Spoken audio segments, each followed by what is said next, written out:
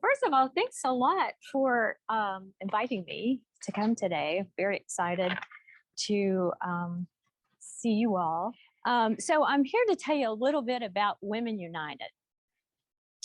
And let me tell you what that is, and then tell you kind of some of the things we're working on and what are maybe some of the opportunities for engagement on your part. So basically, Women United is a affinity group within United Way, and it's a global network with about, well, over 70,000 members in about 165 communities and 6 countries. So it's a very large global affinity network. We, the board at United Way, just approved our group in the beginning of this year, and we had basically our first event kickoff in May. So what are we focused on? We're focused on anything in the community, specifically impacting women and children, but not solely, that impacts health, education, and financial stability within the community. So we value support from many of our agency partners, and of course you, if you're interested in engaging, and we extend an invitation to you to join Women United, because as you know, in your careers, the community needs champions, and the community needs leaders who understand some of the problems that we're facing and how we can offer real solutions. So sort of our byline in Women United is we're leading the charge and we're inspiring the change. So our goal is to impact things, not just discuss things. But right now we are in a kind of a discussion mode of what does it look like. I'll give you a little bit of background of what we're working on.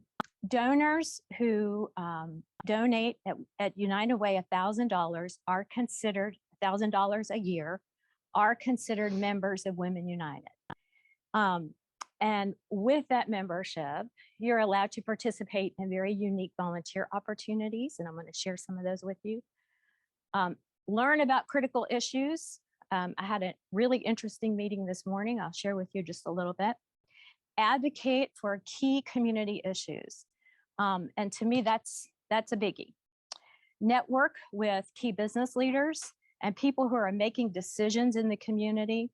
And then as part of membership, you'll receive invitations to specific events for Women United. So what are some of our, you have these little cards on your table for those who are in person. For those who are watching virtually, please go to our website, which is United Way of Rutherford and Cannon County, and you'll see drop-down boxes on Women United. There's a video, and I encourage you to watch that. Okay, well, I guess Dr. Urban, you're up. Okay.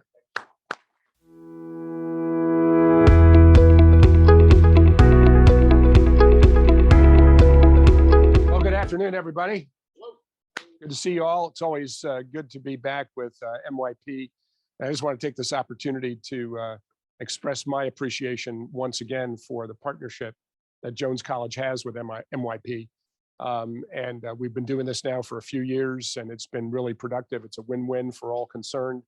And just want to echo what was said earlier. We'd love to see you all during Professionalism Week.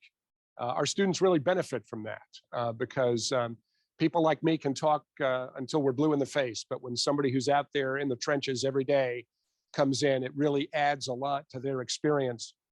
So if we can see some of you all over there to interact in our classes, that would be great. I also want to thank Deb Thompson because Deb is on my advisory council for Jones College of Business, and we've served together on a number of different things in the past.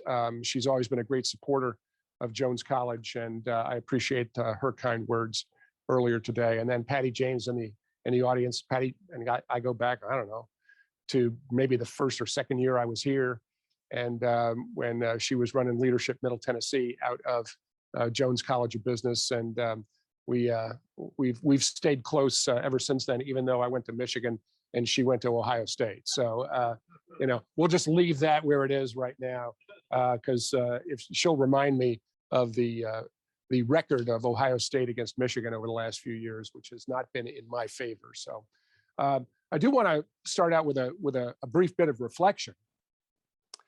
Now, I found myself over 3 decades ago, when I was 31 years old, in Atlanta, Georgia. I was an assistant professor at Georgia State University's College of Business in Atlanta.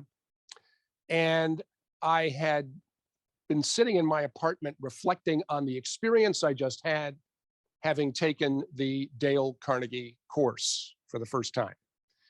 And, you know, I signed up for the course without really even knowing that much about what the Dale Carnegie course was, except other people I knew had taken it and said, you know, you'd probably really get something out of this. You'd probably really enjoy it. And it wasn't cheap, because I had to pay for it out of my own pocket. It cost me about $1,000 back in those days. And at that time, that was a lot of money for me. But in reflecting on the experiences, my first exposure to the book that we're going to be talking about today, which is How to Win Friends and Influence People. And, you know, after reading that book and after doing the exercises in the course and interacting with all of my fellow participants in the course, that evening in my apartment, I was thinking to myself, you know, if I had had this course when I was 21 years old, as opposed to 31 years old, my life between age 21 and 31 would have been a lot better. Not that it was bad, but it would have been a lot better because I would have understood a lot more about how to interact successfully with other people, not just to gain some initial rapport, but also to gain people's cooperation and ultimately to lead them. And I put something in my memory bank, and I thought, you know, if I ever have the opportunity to shape the curriculum in a collegiate school of business, I'm going to find a way to connect the Dale Carnegie course to that curriculum and How to Win Friends and Influence People as well.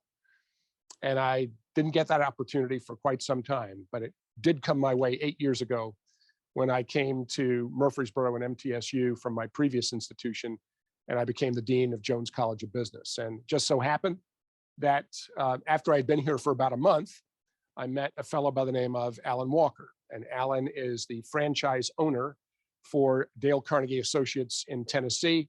He also has a piece of Southern Kentucky and North Georgia, and now he also is a co-owner of the Atlanta franchise. And so he is actually one of the top 10 Dale Carnegie franchisees in the world in terms of volume. And Alan and I started talking, and we wanted to throw around some ideas about how we might connect the Dale Carnegie course to our Jones College curriculum. And then we really had a dream. And the dream was this. What if we really pushed the envelope? What if instead of just a couple of students taking the course during the year, or maybe teaching a couple of sections of the course during the year, what if we had a situation in which everybody who was an undergraduate business major in Jones College had to take that course? How would that work? Okay. And so he started working on it from the Dale Carnegie angle. He had to run this proposal all the way up the line through the worldwide Dale Carnegie organization and have it approved by the board of directors. Meanwhile, I had an even more significant challenge in that I had to navigate the curriculum approval labyrinth in Jones College and MTSU. And I'll let you in on a little secret. Universities are not designed for rapid change. Okay, so I can remember, for example, there were 2 votes on the curriculum from the curriculum committee in the College of Business. And the first one was whether I would be allowed to offer the course, period. And the second was whether we would make the course a required part of the curriculum. The first vote was 9-0 in favor, as far as the committee was concerned.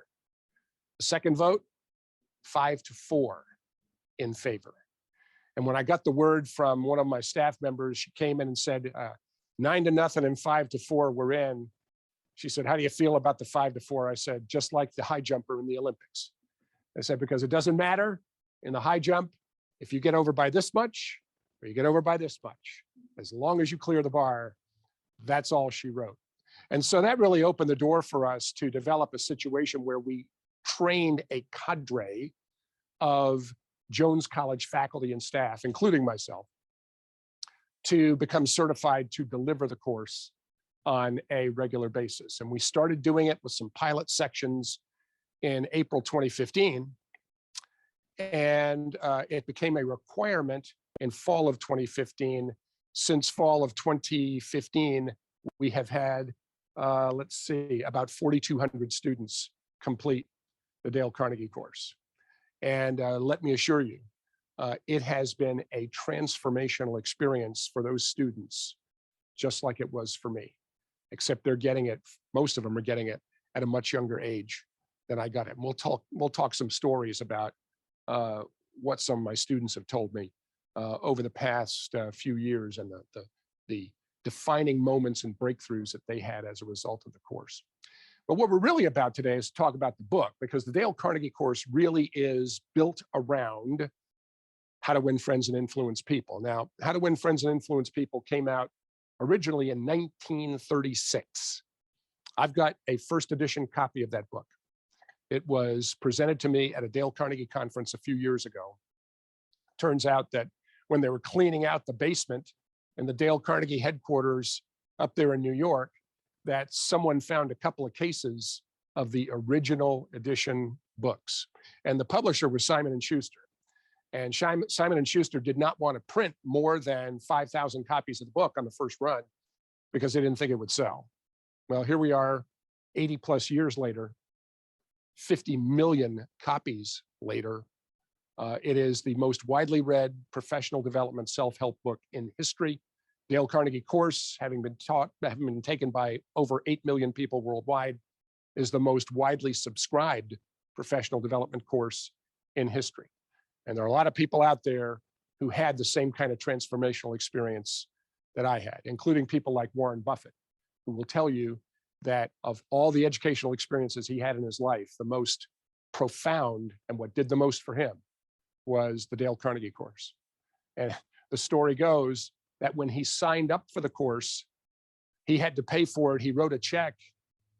He sent the check in and then had the check canceled by the bank because he was scared to death to take the course because he knew he was going to have to get up and speak several times during the course during the course as it ran. But then he got his second win, got his confidence up, paid for the course in cash so that he couldn't back out. But he had a transformational experience just like I and so many others have had. So what I want to do this afternoon is to just walk through some of the 30 human relations principles that are in the Dale Carnegie How to Win Friends and Influence People book. And I want to engage us in some discussion about these principles. And some of you have read this book, I'm sure, but maybe it's been a while. But good news and good topics often bear repeating, because I'm a marketing guy at heart, and we've always said that you need at least 6 exposures to something before it'll really stick. All right. And it is true that in teaching the course every semester at Jones College at MTSU, I read the book again every semester, and every time I read it, something else pops that I really didn't notice before. All right. So let's take a look at some of these principles. And the way that works out, these principles are really broken into 3 clusters or groups. Of the 30, principles 1 through 9 are what we would refer to as enhancing relationships principles. They are really about establishing rapport. Then principles 10 through 21 are really all about gaining cooperation with other people.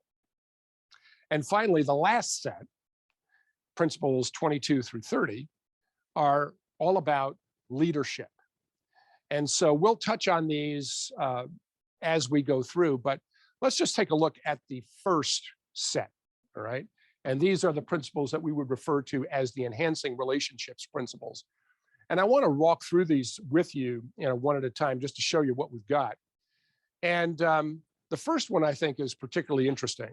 And it is, don't criticize, condemn, or complain.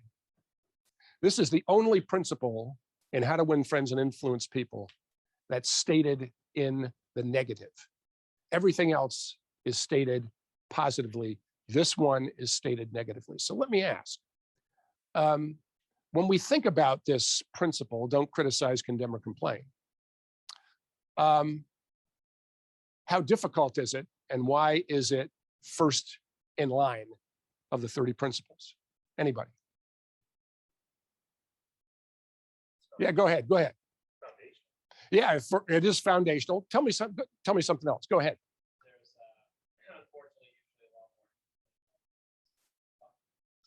Yeah, yeah, and you know, when we are around people who do nothing but criticize, condemn, or complain, what are we thinking as we're listening to this? Yeah, that's all you do, right? And do you want to hang around? No, you're out of there, right? You don't want to hang around people who are negative all the time. Now, the reason why it's number one is because it is foundational, but it's also the most difficult, because there are so many things that we can find that we can complain about or criticize somebody about or condemn somebody about.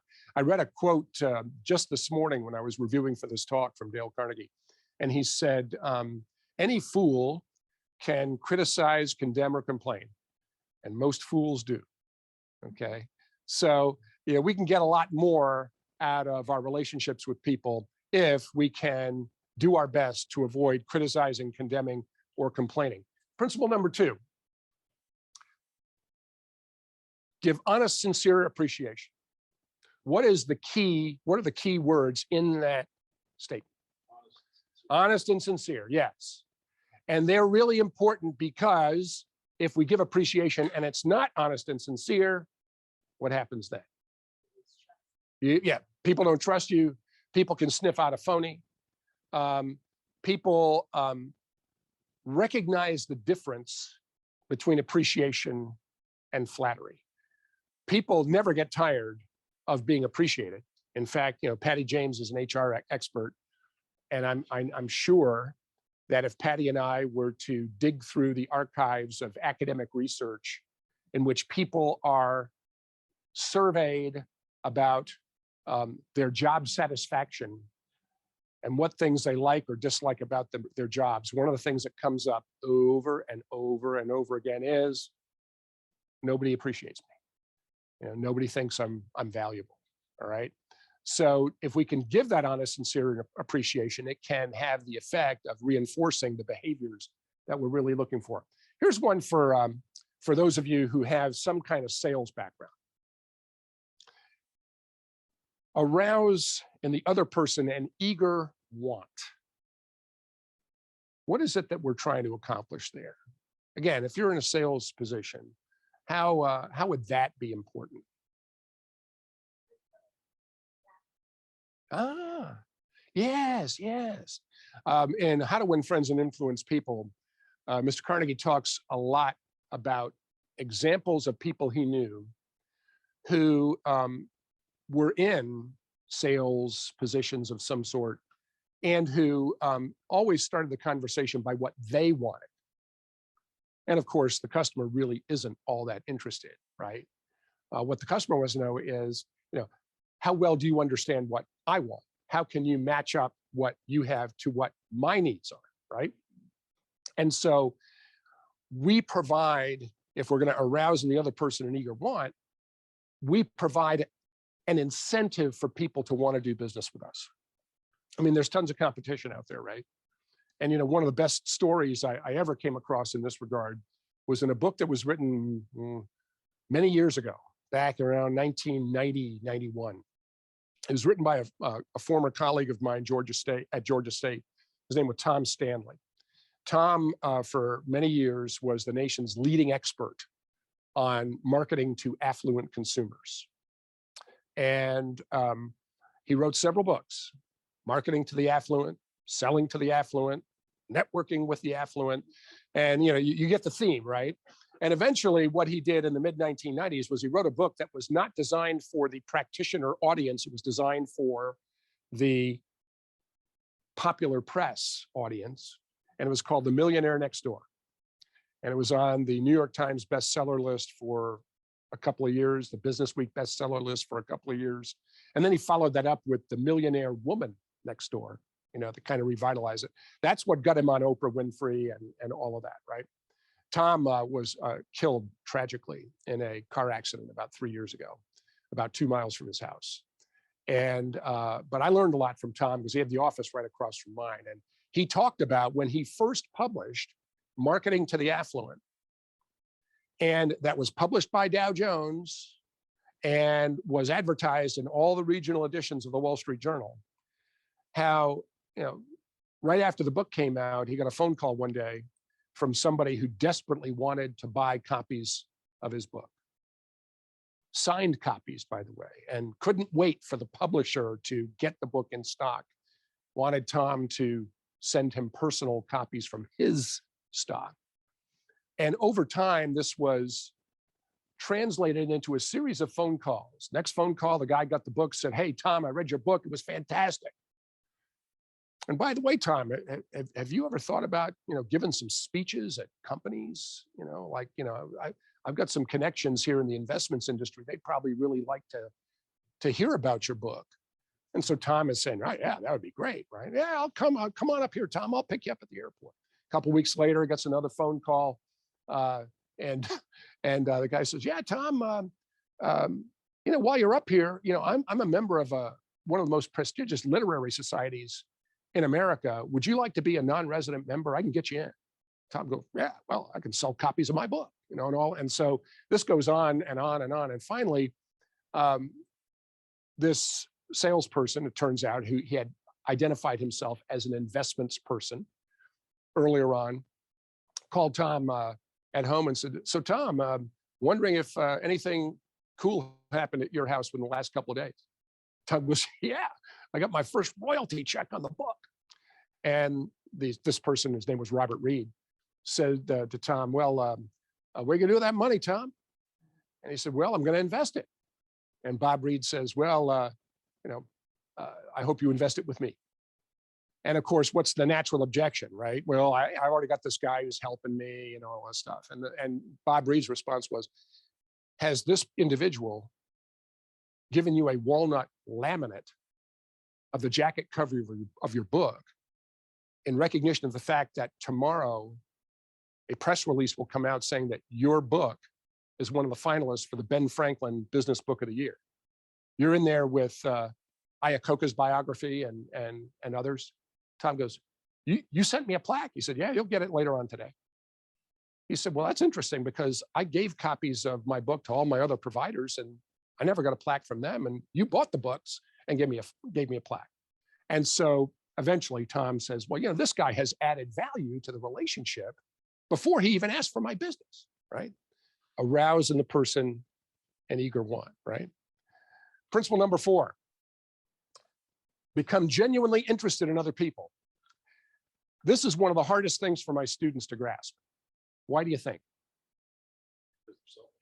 Well, let's put it this way. Let's not say selfish, but let's think about the communication that my students are engaged in right now. It's all, one-on-one, individual with a device, right? And it's all about me. Let me take my picture in a selfie and send it out there and post it. And let me make sure everybody knows what I'm doing. One of the things that our students learn in the course by having to interact with everybody else in the course is they say it gets me outside myself because I have to start paying attention to other things that are going on, just what's going on with me. All right. So becoming genuinely interested in other people is a way to break barriers down and a way to get people to want to reciprocate. Okay. Again, we are giving of ourselves first. Principle number 5, smile. Okay. What does smiling do for us? Really easy to do. What's it going to do for us? Makes you happy. Makes the other person happy. And makes the other person want to interact with you, right? You know, you ever go to a conference, you know, and you walk around at these networking events, they call them networking events, but it's really a bunch of people just milling around trying to figure out what to do for the next 15 or 20 minutes, right?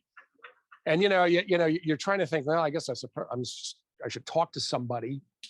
And then you look around and people are looking at their watches and they're kind of, and you're thinking to yourself, I don't think I want to go there.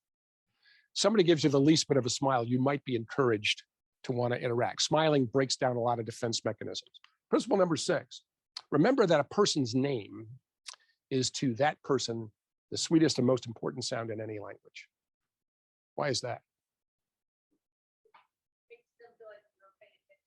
There you go. If you're interested enough in me to learn and remember my name and use my name, all of a sudden that sets you apart in that person's mind from all the other people out there. When I first got to MTSU, I was walking down the hallway one day and one of my full-time faculty members was coming the other way. Turns out she ended up being a Dale Carnegie trainer for us. And she was walking my way and I said, "Hi, Jean, how you doing? How's it going today?" She said, "Oh, it's going great, Dean Urban. Nice, thank you for asking." And so I got about 10 feet down the hall and she called back to me and I turned around. I said, "Yes, Jean, what is it?" She said, "I just want you to know that every time I see you, you call me by name. And that really means a lot to me." And I just thought to myself, whoa, this is pretty powerful stuff, right? But that happens over and over and over again. That's why in the Dale Carnegie course, we spend a lot of time trying to help people develop skills in learning people's names, because it is a way to separate oneself from the masses. Principle number 7, okay? Be a good listener. Encourage others to talk about themselves. Again, this is kind of like, becoming genuinely interested in other people. Typically, what we want to do is tell everybody else what we are doing, right? And it's hard sometimes to sit back and let others tell us, all right? One of the things we do in the course in the very first day is we go through an exercise that we call memory linking, which gives people conversation cues that they can use in any situation where they might walk into a room with 100 people and they don't know a soul. And they don't have to carry the conversation except to ask a few basic questions and let the people run. And one of the most powerful questions you can ever ask a person you don't know is, do you have any pets? Do you have any pets? Unbelievable. Because then what happens? Oh yes, I've got it. Well, what do you have? Well, I've got a poodle. Oh, really? Would you like to see him? Yes, of course. And here we come out with the phones and the, and here are all the pictures of the dog doing all kinds of different things, right? A good skill to have in terms of listening to other people and then playing off what we hear to continue the conversation. Principle number 8, talk in terms of the other person's interests. Find out what other people are interested in and let them tell you, okay? Because again, that really brings home the fact that you think that they are worthwhile. And principle number 9, which is a catch-all, make the other person feel important and do it sincerely. And again, the key word here is sincerely, right? So these are initial techniques that we might use or principles we might use to establish rapport. Right now, my students have gotten through the second week of class and they have made a commitment in writing to apply one or more of these principles to enhance a relationship that they currently have with someone else. And it might be someone at work, it might be a classmate. A lot of times it's a roommate, or it could be a professor they have or whatever, right? But they've made a commitment that they're going to use one or more of these principles. And in 2 weeks, they have to come back and report back.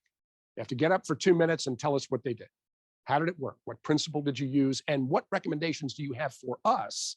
What action do you want us to take as a result of your experience? And how's that going to benefit us? Okay.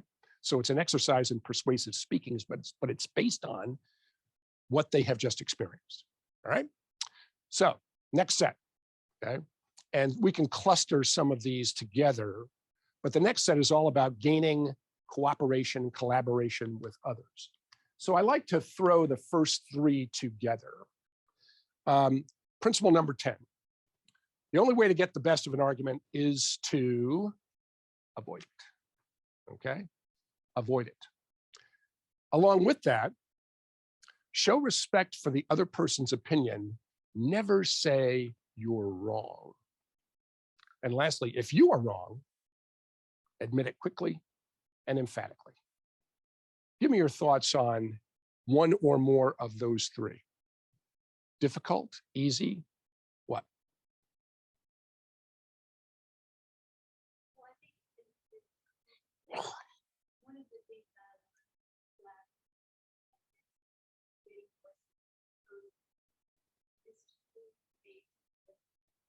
Sure. So you just have to ask back to your first set. Mm-hmm. Be curious. And I would say those three topics are extremely important. Sure. Yeah. Because if you can't model those, you have a tough time of collaboration and work. Yeah. What's your reaction to the word wrong? Man, I'll tell you what, that to me, wrong is a poison word. I mean, because that just throws a roadblock in front of any relationship that you're trying to establish. One time, a few years ago, I had two people in my office who worked for me. One was an associate dean. The other was my director of strategic analysis. This is my previous institution. We don't have things like that at MTSU because we run a lot leaner than my previous institution. But these two people, both highly intelligent, the assistant dean, PhD from the University of Virginia, and the other person, master's degree in public policy, very highly skilled in statistics and decision sciences and data analytics. And in my office, they were butting heads like this. And finally, the assistant dean looked at the other person and started saying, "You are wrong, wrong, wrong." And at that point, I had to put on my striped shirt, right? And sort of say, okay, time out, neutral corners, I said, Mel, you go in to your office over there. I'm gonna stay here with Shannon and we're gonna kind of talk this through, right? And it was one of those things where that thing was just going downhill really fast, right? And that wrong, wrong, wrong is just, it just automatically said, oh yeah, well, I'm not wrong, you're wrong, and you can see how it sort of gets into a death spiral that makes the relationship dysfunctional. The other thing is, what about the idea of admitting when we are wrong? How difficult is that? Yeah, it's very difficult, right? But what does it do if you have enough guts to admit that you're wrong? Strengthens the relationship, and it actually gives people more of a reason to want to work with you because you're not in a position of complete authority over them. Several years ago, when I first got to MTSU, we had a lot of changes that we wanted to make in Jones College of Business, and I decided to bring in a consultant to speak to my faculty and staff about the need for change and how it shouldn't be something that causes a great deal of angst, and it can be positive and all this kind of stuff. And this individual was highly recommended to me by a couple of people out in the community. Oh, this guy's great, whatever. So I started working with him, and he had quite a resume. And I started talking, now this is what we're all about here. This is the kind of messaging that we need, et cetera, et cetera. And I signed him up for 2 appearances. And he was going to come 1 week and then come again in 3 or 4 weeks. So he came in the first week, and it was a disaster. He was awful. And I mean awful with a capital A, awful to the 3rd power, okay? And when it was all over, I was in my office, and you could almost feel the rumbling coming up the stairwell from the faculty offices below. And so I said, okay, and I called the guy that night. It's a Friday night, talked to him on the phone. He was completely oblivious. He thought he had done a great job and he had no clue. And this was after me working with him to really try to shape the messaging. And it was like we had never met. Okay. So on Monday morning, I went in and talked to our procurement people about how we could get out of the contract. Turns out we had to pay him a little, penalty charge. I think I had to give him $1,000 to, get him out. And so as soon as we did that, and that was on a Monday, I sent an email to the faculty. I apologized for wasting their time. We had other people from around the university who came because I had invited them, and I apologized to all of them about wasting their time. And I told my faculty, I said, I've learned a lesson from this. I'd never seen this guy present in person. I relied on other people. I will never do that again because I still want to have stuff that we do in this college that will help us develop as professionals, right? About 10 minutes later, the chairman of our faculty council came into my office. He said, I want to tell you something. He said, what you just did probably did you more good than anything you could have ever done in terms of helping your credibility with the college, because what they would have expected is for you to stonewall this, to try and put lipstick on a pig, whatever, to try and make this look like it really wasn't as bad as it really was. So it was a lesson for me. You got to be willing to suck it up sometimes, right? A couple of other things here. Begin in a friendly way. Get the other person saying yes, yes immediately. Let the other person do a great deal of the talking, and let the other person feel that the idea is his or hers. Comments on any of those things that really pop as far as that's concerned. From a leadership perspective, that number 16 is super powerful because you get people to run with it. When they think that they'll be good at their idea, they're working for their own ambitions in a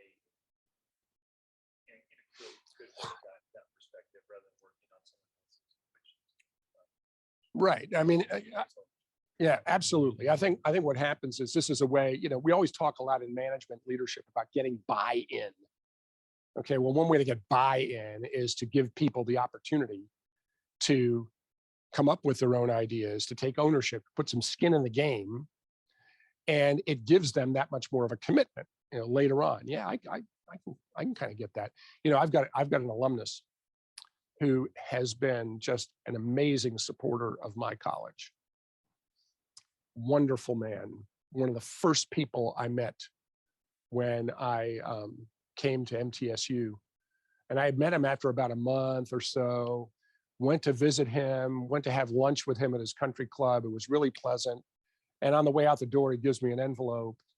And I get back to my car and open it up. It's a check for $5,000. It wasn't for me, obviously, but it was for my college, right? And I thought, wow, this is easy. Okay.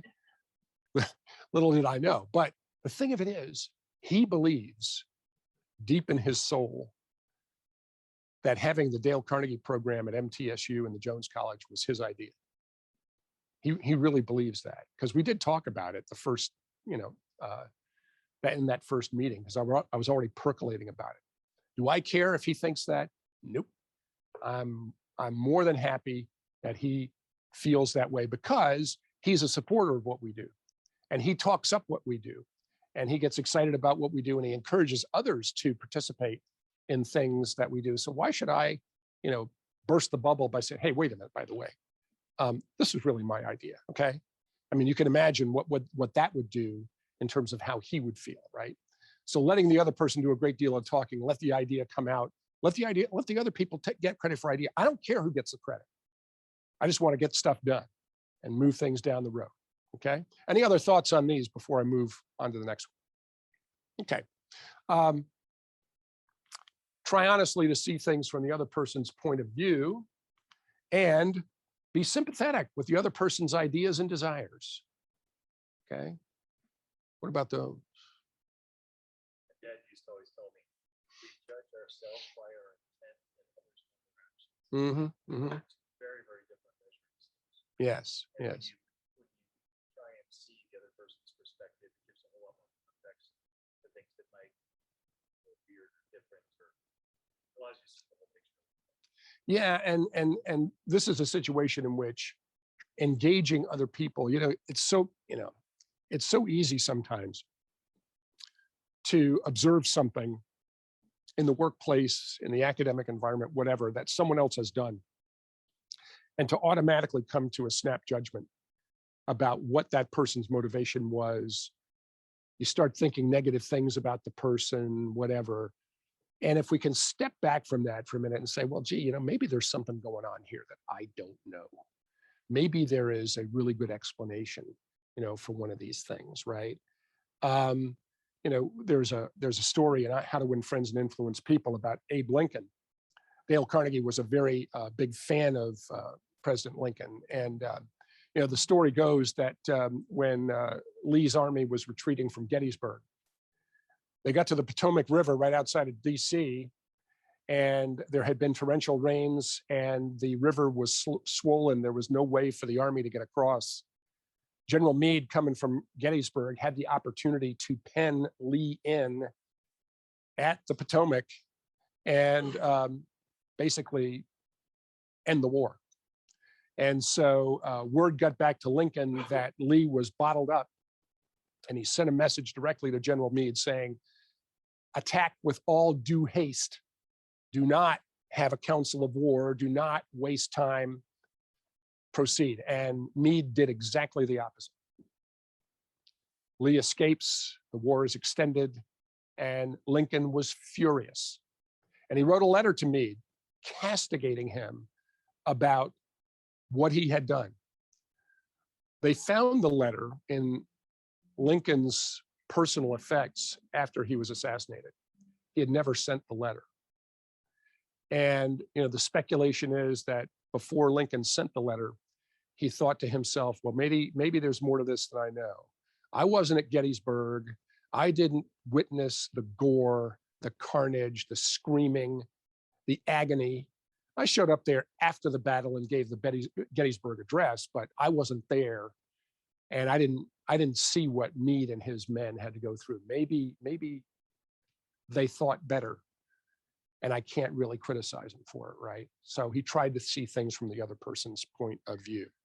Last three in this set: appeal to the nobler motives, dramatize your ideas, and throw down a challenge. Now, those are all kind of different things. So any thoughts about things that would stick out there?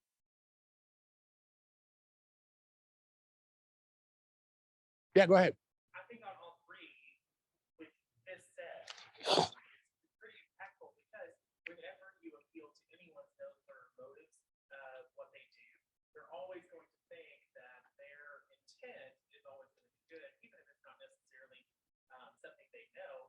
If you dramatize your ideas, that's painting a picture in someone else's mind as to an idea or a concept. And if you throw down a challenge to someone, that it can be something that is very beneficial because someone always wants to rise to the challenge. One of the things that I have a lot of students who work for places like UPS and FedEx part-time.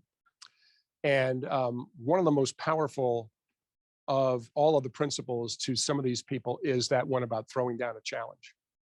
Because what they have done, what they've told me they've done, is to go into their work team, working that shift out there in the distribution center, the loading dock, and all of that, and saying, let's set a goal to get all of this stuff done within a certain period of time so we can take an extra break or go home or something like that.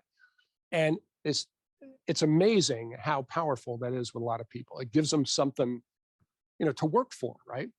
Dramatizing your ideas, I think, is really critical. And, one of the things I ask my students all the time is I say, think about a class that you went to in college. Walked in there on the first day, and it was pretty clear that the professor was not really all that interested in what was going on. Not super enthusiastic about the material, okay? What's the reaction of the student going to be? Yeah, they're going to say, why should I be excited about it if this person is not, right? Malcolm Gladwell wrote a book many years ago called Blink. And Blink is really all about how we make very quick judgments about people quicker than we could even imagine. And one of the research studies he cited was about a college class in which people went in and within about 30 seconds, the students on the first day of class have already figured out how much time they're going to spend on this professor's course. And it's due to things like how enthusiastic is the faculty member about the material, okay? And, you know, I urge my faculty members all the time, do not walk into class the first day, pass out a copy of the syllabus and say, see you guys later, you know? What you really need to do is get in there and show people how fired up you are about the material. This is your career, okay? Some of you may have seen the movie Animal House.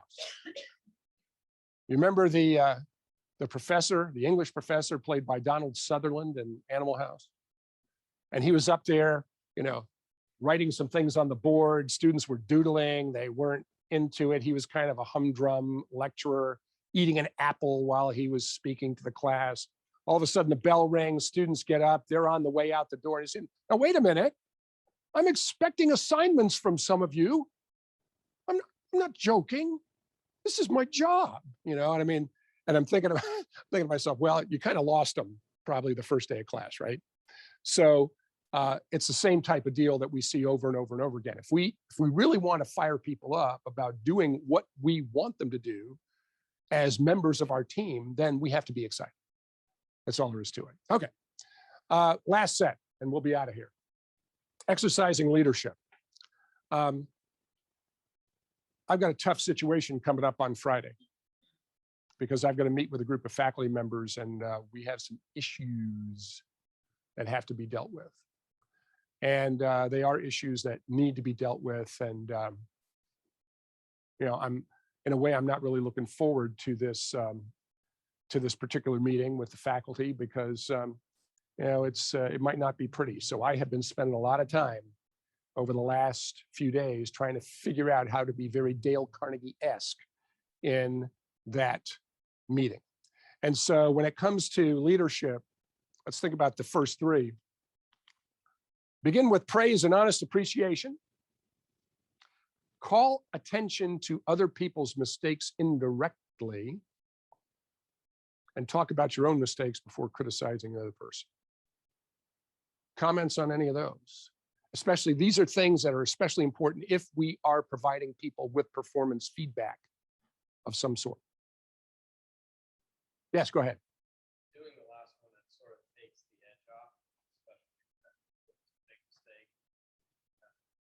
Reiterating that mistakes happen.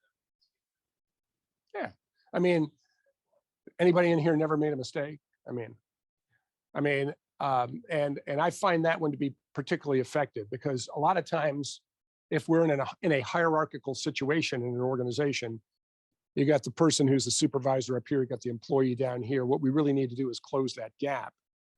And one of the best ways in which to do it is for that supervisor to cushion the feedback. We spend a lot of time in Dale Carnegie learning how to disagree agreeably. And one of the big ways to do it is to think before speaking and then to cushion the comment, all right? As in, you know, I get that. I understand what you're saying. And then what you don't want to do is to then continue on with one of those other poison words like, however, but, nevertheless, you know, because what does the person know on the receiving end of those comments? Here it comes, you know. I'll throw another one in there at you. I had a faculty member at my previous institution. And every time I got an email from him and it started out, with all due respect, I said, here comes the whammy, baby, you know? And so what we want to do is instead of saying, but, whatever, nevertheless, however, I either use the word and or the phrase, I also know. I understand what you're saying. I get it. I've been there. I also know. And then I can talk about some of the other facts that lead me to perhaps a different conclusion. That doesn't mean that we are going to agree, but it means that we can disagree agreeably without getting into a dysfunctional argument. Ask questions instead of giving direct orders. Let the other person save face. What about these?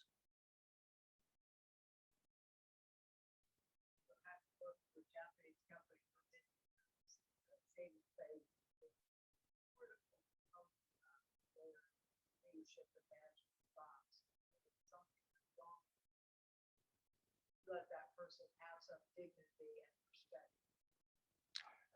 You know, my son took the Dale Carnegie course in 2015 when we first offered it in pilot sections. He graduated from MTSU in 2017. He just got moved into a management position in the company that he works for.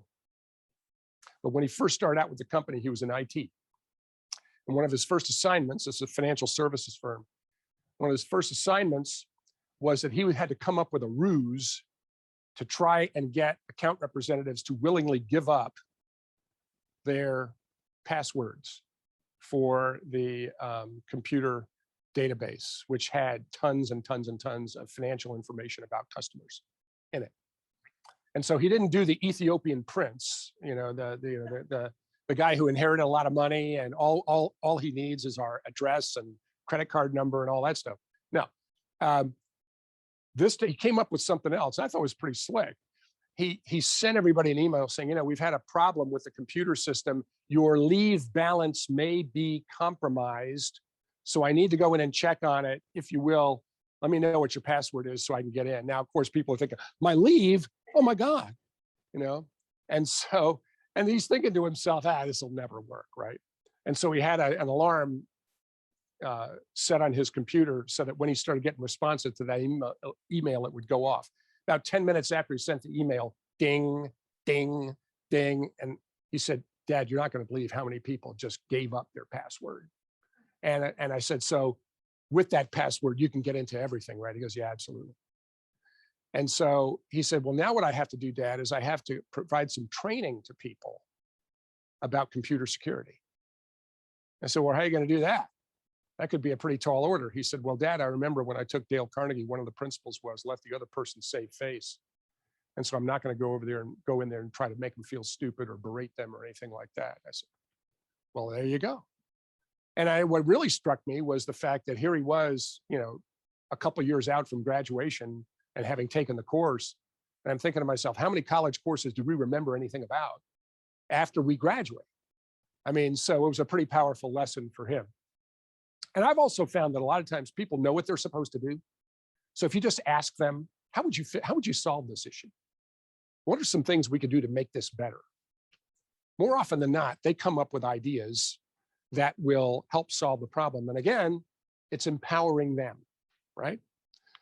What else? Yes, praise the slightest improvement and praise every improvement.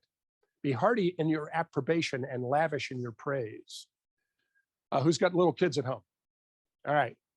So Buffy or Skippy takes, you know, the first step at age 1 or 1.5 or whatever it is, right?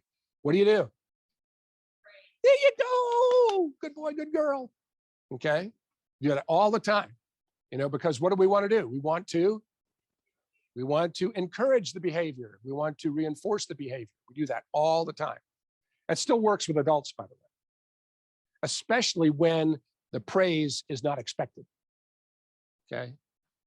Where, you know, you take somebody aside and say, hey, you know what? I just want to let you know, I noticed the other day when you did this great thing. And I just want to let you know how much I appreciated you doing that. That'll make somebody's day.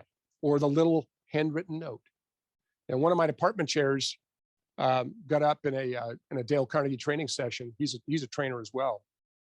And he said, you know, one day I was having a really terrible day. I went to my mailbox in the department and I saw there was a little note there from the dean. I said, what did I do wrong? He said, I opened up and he actually thanked me for doing something. And he said, that changed my whole day. Doesn't take much. Okay. A few things like that can go a long way.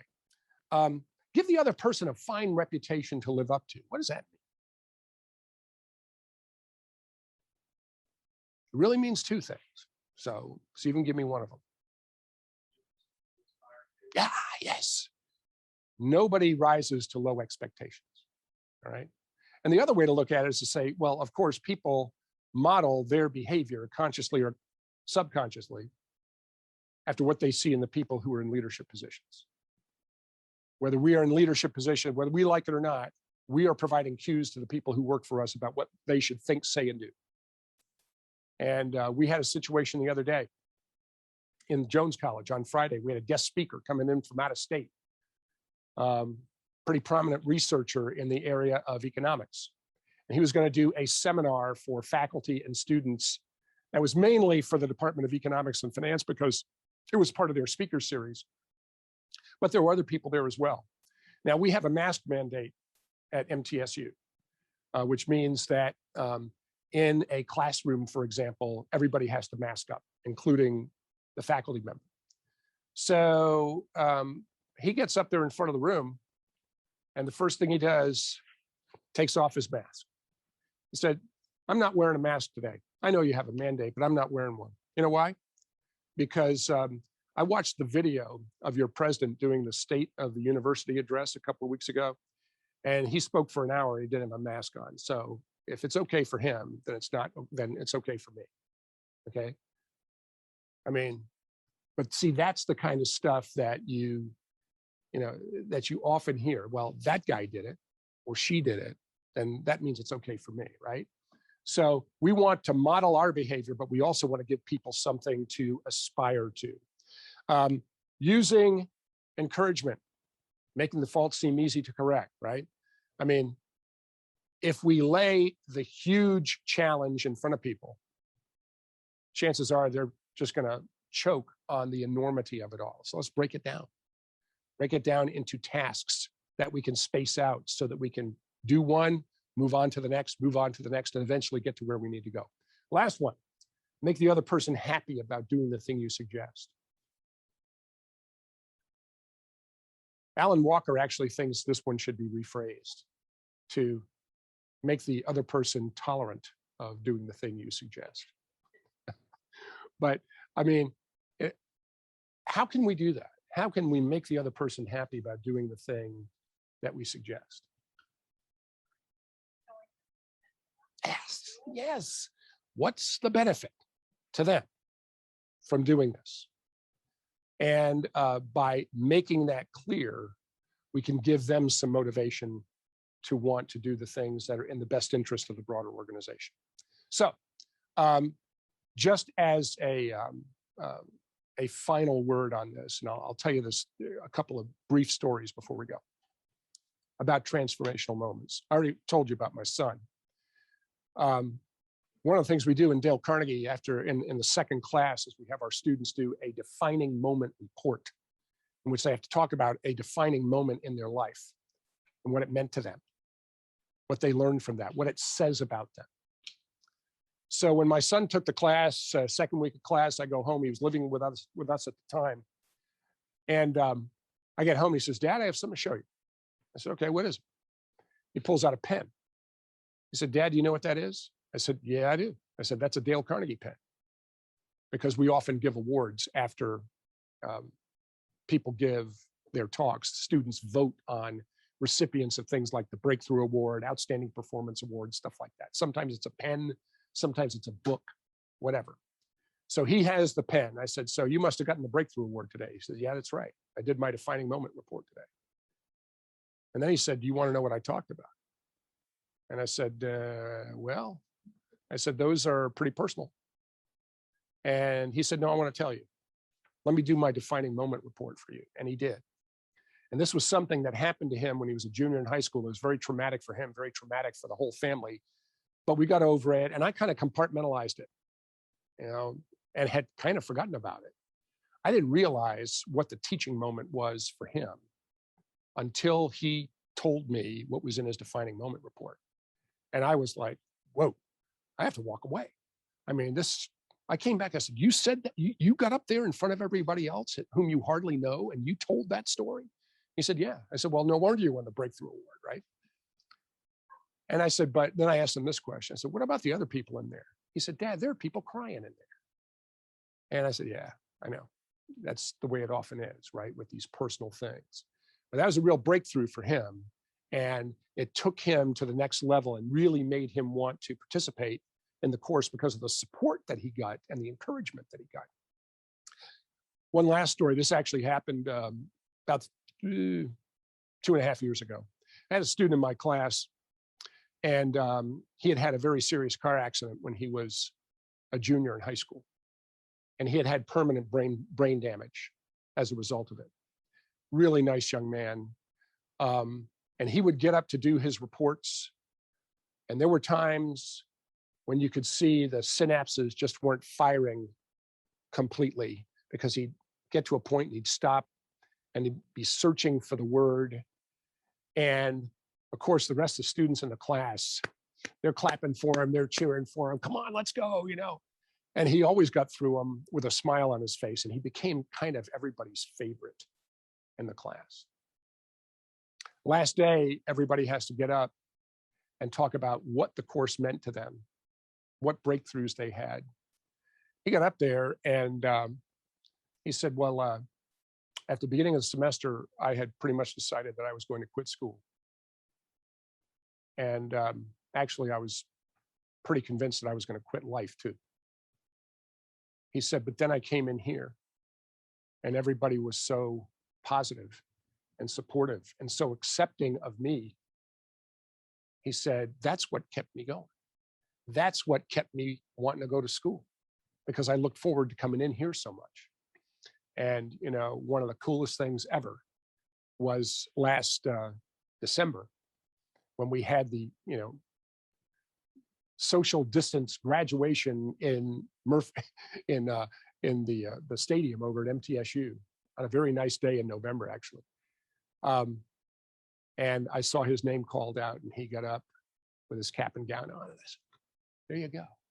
You know, I could tell you stories like that from now until doomsday, but you know, this stuff is powerful. And I am going to tell you that to my core, I believe that in this day and age, when people are so combative, so willing to go on the attack, where there seems to be no middle ground anymore for anything, I think we need Dale Carnegie and How to Win Friends and Influence People more than ever before, more than ever before. So with that, I'm going to stop there, say thank you for your attention. Always good to see you all. Hope you have a good rest of the day.